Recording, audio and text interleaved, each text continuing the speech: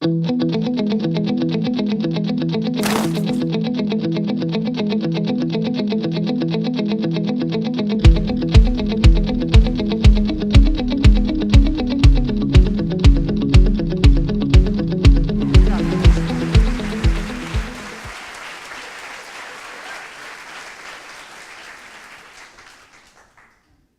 to Dr. Peter Levine, trauma is perhaps the most avoided, ignored, ridiculed, denied, misunderstood, and untreated cause of human suffering.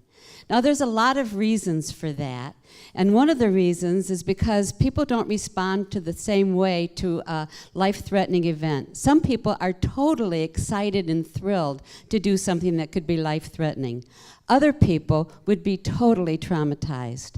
Now, there are two things that need to happen in order for it to be a traumatic event, and that's horror and helplessness. Horror is that you could die. Helplessness is that you can do nothing about it. The good news is there's lots more new treatments coming out to treat traumatic stress, and advances in technology have shown us that trauma floods the nervous system with conflicting messages and impulses, which then get stuck in the nervous system. Our nervous system mobilizes itself with more energy so it can complete tasks, discharge that energy, and do it with appropriate actions. Our nervous systems are on duty for 24/7 to protect us from danger, and it acts instantaneously to protect us from danger. And one of the things it does, if you put your finger on a hot stove, you've taken your finger away before you realize that your finger got burned, and that's your nervous system working. Now, when we're in a dangerous situation, our nervous system will mobilize the energy we need to fight, and we could fight a bigger person. But if that doesn't work, our nervous systems mobilize the energy we need for flight so we can run away, find safety, and get away from danger.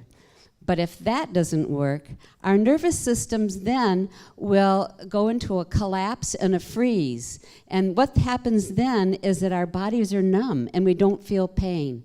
And our emotions have dissociated, so we don't feel connected to the horror.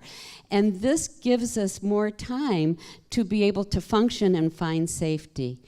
But the problem is that under the freeze, there's all that energy that was mobilized for fight or flight, and it's stuck there and not able to discharge. And this is the post-traumatic stress injury. Now, if a stream melts slowly, then it will not flood the surrounding land. And if the body that's been in a freeze, if you can melt that freeze slowly, then the person won't be overwhelmed with emotions. Now, recently I worked with a woman who was hit by lightning about 12 years ago. And after we were finished working, the terror of thunderstorms left her. I'm going to share with you some of the things that we did, and you could do this too.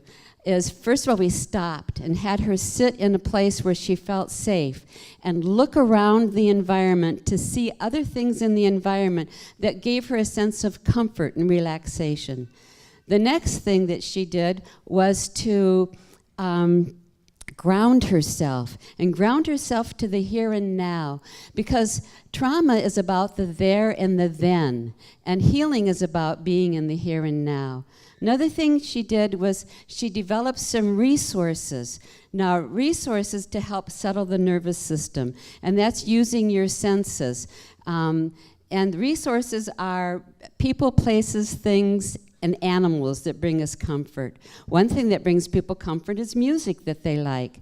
So you can listen to the music, but the trick is to be connected to the sensations in your body while you're listening to the music, the good sensations. You can also go for a walk on the beach and connect with the water and remind your body what it feels like for flow in your body. And of course, being connected to the felt sensations in your body.